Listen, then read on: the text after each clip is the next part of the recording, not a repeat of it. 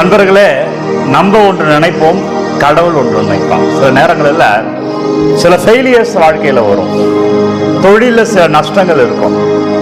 இந்த வருஷம் திருமணம் பண்ணிடலாம் அப்படின்னு நம்ம பிளான் பண்ணி வச்சிருக்கோம். இந்த வருஷம் திருமணம் நடக்காது, தள்ளி போகும். அப்படி வாழ்க்கையில சில தோல்விகள் எல்லாம் நடைபெற்று கொண்டுட்டே இருக்கும். அதுக்கு என்ன அர்த்தம்னா, நம்ம ஒன்று நினைப்போம், கடவுள் ஒன்று நினைப்பான். இன்றைக்கு திருவரு காலத்துல இருக்கிறோம். இன்றைக்கு நற்செய்தி அதுதான் நண்பர்களே. மத்தேயு நற்செய்தி 1வது அதிகாரம் 18 to 24 வரை உள்ள இறை வார்த்தையில நம்ம ஒன்று நினைத்தால் கடவுள் ஒன்று நினைப்பான். டென்ஷன் ஆயிடாதீங்க. தோல்விகள் எல்லாம் கண்டு என்னடா என்று ஒரு புரியாமல் இருந்து விட வேண்டாம். அவர் நமக்காக ஒரு திட்டம் வைத்திருக்கிறார்.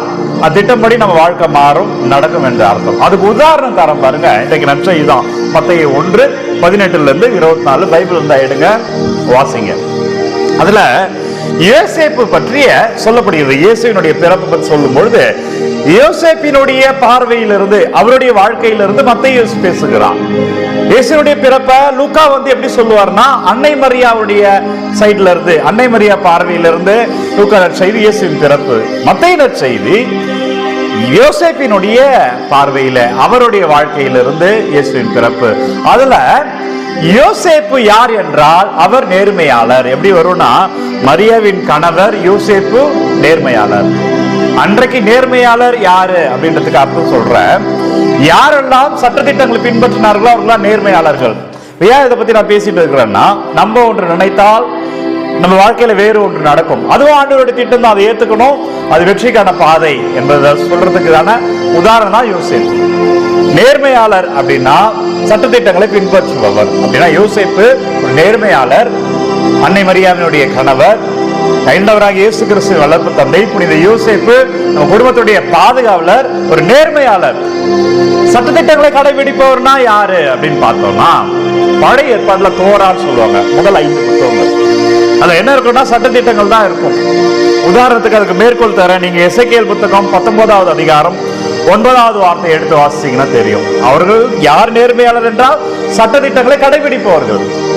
சட்டத்திட்டத்தின் படி பார்த்தால் நமக்கு நல்லா தெரியும், புனித யோசேப்பு அன்னை மரியாவை ஏற்றுக்கொள்ளவே கூடாது, கல்லாறு எரிந்து கொள்ள வேண்டும். ஏனென்றால் மனித உறவை தாண்டி தூயாவினால் கருவுற்றிருக்கிறார் அன்னை மரியா.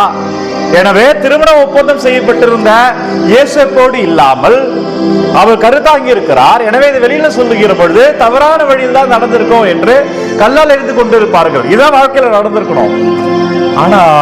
ஆனா பாருங்க, யோசேப்புக்கு ஆண்டவர் சொல்லுகிறார், யோசேப்பே அஞ்ச வேண்டாம், மரியாவை ஏற்றுக்கோ, இது தூயாவியால் நிகழ்ந்தது.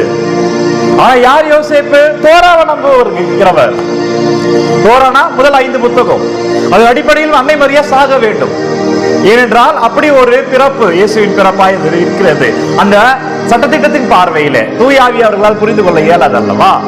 ஆனால் யோசேப்பு பாருங்க, தன்னுடைய நிலைப்பாடு ஒன்று, நம்ம வாழ்க்கையில நம்ம நிலைப்பாடு ஒன்று இருக்கும். ஆனால் ஆண்டவர் மாற்றிய உடனே அதை ஏற்றுக்கொண்டார். நண்பர்களே, அக்செப்ட் பண்ணிக்கோங்க. ரெண்டாவது, அதை அக்செப்ட் பண்றது மட்டும் இல்லாம அதுல வாழ ஆரம்பிக்கிறார். சில தோல்விகளில வாழுங்க, முயற்சி செய்து கொண்டே வாழுங்க, நம்பிக்கையோடு வாழுங்க, பாசிட்டிவா அதை எடுத்துட்டு போங்க, அது நடக்கும். இன்னைக்கு பாருங்க, புனித யோசேப்பு குடும்பத்தினுடைய பாதுகாவலர். இன்றைக்கு பாருங்க, அன்னை மரியா விண்ணக மன்னக ராணி. ஆனால் யோசேப்பு இதை வெளியில் சொல்லி இருந்தால் அன்னை மரியா கல்லால் எரிந்து கொல்லப்பட்டிருக்க வேண்டும், அன்றைய காலகட்டத்தோட சட்டத்தின்படி. ஆனால் யோசேப்பு ஆண்டவருடைய திட்டத்தை ஏற்றுக்கொண்டதால் வெளியில சொல்லல. இன்றைக்கு கிறிஸ்துமஸ், ஆண்டவருடைய திட்டத்தை ஏற்றுக்கோங்க. வாழ்க்கையில் அவர் ஒரு திட்டம் வைத்திருப்பார். இந்த வாரம் முழுவதுமே அப்படித்தான். ஆண்டவர் திட்டத்தை பற்றி தான் நாளைக்கு நம்ம பார்க்க போறோம், இனிவரும் நாட்களில். எனவே கிறிஸ்து பிறப்பு நாளில உனக்காக ஒரு திட்டம் வச்சிருக்கிறார்.